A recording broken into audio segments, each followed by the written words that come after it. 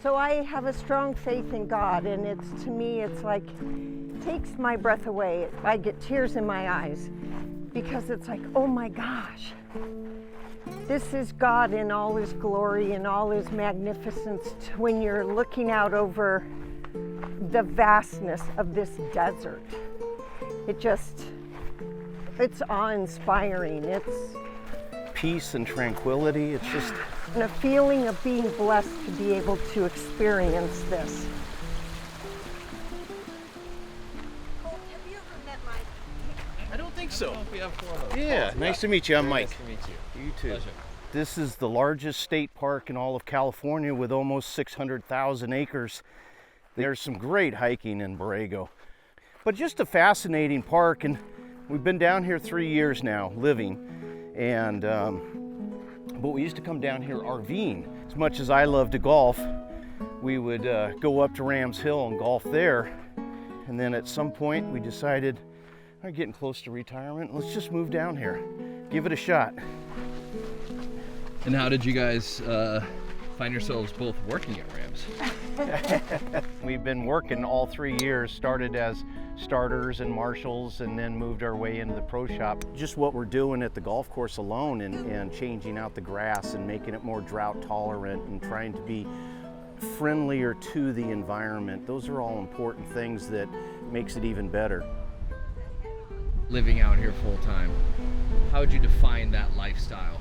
It's your appreciation for the outdoors, for this park, for all the outdoor activities you can do here. You don't really leave the park. You're always in the park, and the park's part of you, part of Rams Hill. The feedback we get from people that come through the pro shop and they're always raving about the place has to do with that type of visual stunning beauty. In the pro shop, it's a great way to get to know the members. When they walk in, they actually know us because we play golf with them. Yeah, you wore me out from that hike. When did you start playing golf, Roger? When I turned 60. Really? Yeah. Well, I was getting old, and I thought, well, I'm old enough to start playing golf. See where the sun is kind of spotting on that area going up right there? That's what we hiked right in there. Yeah, the desert has a certain beauty that the rest of the world doesn't have. Yeah, that's right. There was a big bloom in 2005, and found this big park that had wildflowers. And so a couple of years later, we decided that we would buy something and just enjoy it. And how about photography? You've been doing that for a while. 60 years, I guess. And I used to get out with the flowers and sort of crawl around, and I found it very relaxing. I don't know if maybe astrophotography is an extension of that, because so many of the objects are sort of flower-like. Yeah. What are the benefits of being a dark skies community other than if you were an astrophotographer, but as we know, there's not many of those? The benefits. Well, you can just walk outside and look up at the sky and actually see it, you know, which most places you can't. Some of these objects are out there like millions of light years away. And you sort of think about that and you think, gee whiz, I'm pretty insignificant.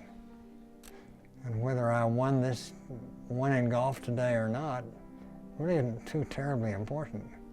And what is it about the natural world that you enjoy, like, interacting with? Particularly with the flowers and with this. This all exists whether I know it or not. And if you don't go look for it, you'll never realize it's there. Isn't that beautiful? And it's the beauty that attracted me. Well, what is the role that Borrego plays? It's apart from the world at large. And if you want to escape, it's a nice place to escape to.